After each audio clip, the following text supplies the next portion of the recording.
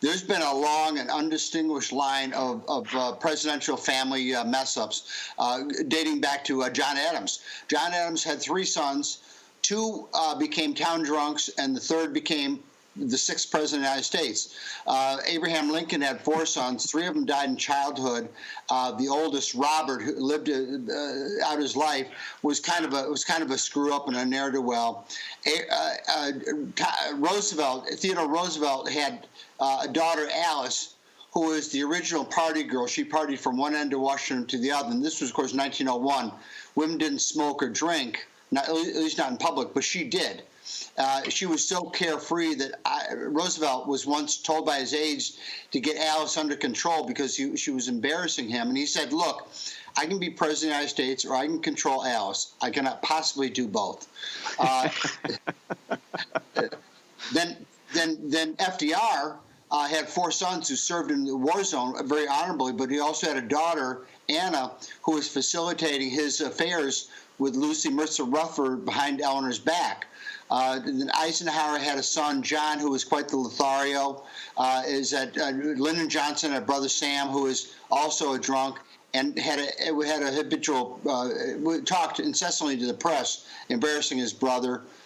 Richard Nixon, brother, also embarrassed him. Of course, then you have Billy Carter with Billy Beard, Jimmy Carter's brother. He got $400,000 from Liberians, ostensibly to lobby in Washington, but he never did anything for it because he was drinking all the time. Then, of course, you mentioned Roger Clinton, who was the famous ne'er-do-well brother of Bill Clinton. There he is right there. Never did anything in his life noteworthy at all. And then Reagan had 2 children who were just left-wing ne'er-do-wells and just total embarrassment, including his daughter Patty, who actually posed nude for Playboy when he was president, just to get Daddy's attention.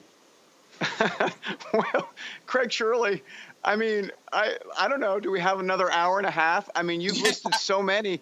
I mean, my goodness. So Hunter Biden carrying on a long tradition of dysfunctional family dysfunction in the White House. Now, so how did they past presidents deal with this type of stuff compared to Joe Biden? I mean, did they just kind of sweep it under the rug or just say, hey, that's just the crazy person? But Joe's not doing that. Joe's standing by Hunter saying he didn't do anything wrong.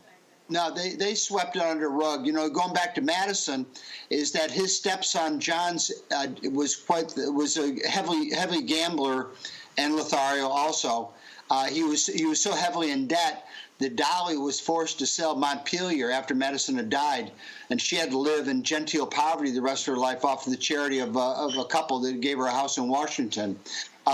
Lincoln he was too preoccupied with the war and with the emancipation to worry too much about Robert. Robert, was going to Harvard, going to law school, eventually served in Ulysses Grant Command. Roosevelt, we know about Roosevelt. He just shrugged his shoulders as it came to Alice. And, so you're right. Is that most presidents simply just turn their cold shoulder to their embarrassing children and relatives.